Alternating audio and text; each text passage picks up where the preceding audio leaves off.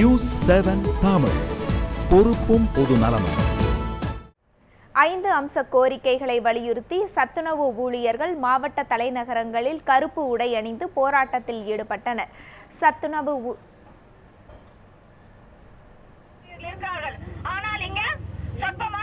சத்துணவு ஊழியர்களுக்கு வரையறுக்கப்பட்ட ஊதியம் வழங்க வேண்டும், காலியாக உள்ள பணியிடங்களை நிரப்ப வேண்டும் உள்ளிட்ட கோரிக்கைகளை வலியுறுத்தி தமிழ்நாடு சத்துணவு ஊழியர்கள் சங்கம் சார்பில் மாநிலம் தழுவிய போராட்டம் நடைபெற்றது.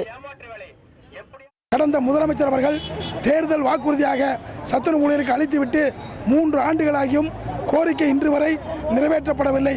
இந்த அரசு அதிகாரிகளிடமும் துறை அமைச்சரிடமும் பல கட்டங்களில் பேச்சுவார்த்தை நடத்தியும் எந்தவிதமான முன்னேற்றமும் இல்லை. இதன் ஒரு பகுதியாக கோவை செஞ்சிலுவை சங்கம் முன்பு 200க்கும் மேற்பட்ட சத்துணவு ஊழியர்கள் கருப்பு உடையணிந்து கண்டன ஆர்ப்பாட்டம் மேற்கொண்டனர். தொடர்ந்து நடைபெற்ற போராட்டத்தில் சத்துணவு ஊழியர்களுக்கு குடும்ப ஓய்வூதியம் வழங்க வேண்டும், காலியாக உள்ள பணியிடங்களை நிரப்பிட வேண்டும் என கோஷங்களை எழுப்பினர்.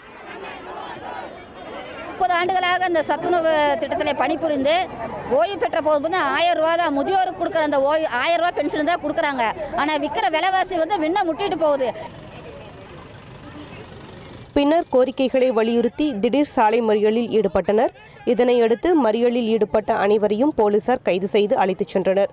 சத்துணவு ஊழியர்களின் போராட்டம் காரணமாக அப்பகுதியில் சிறிது நேரம் போக்குவரத்து பாதிக்கப்பட்டது.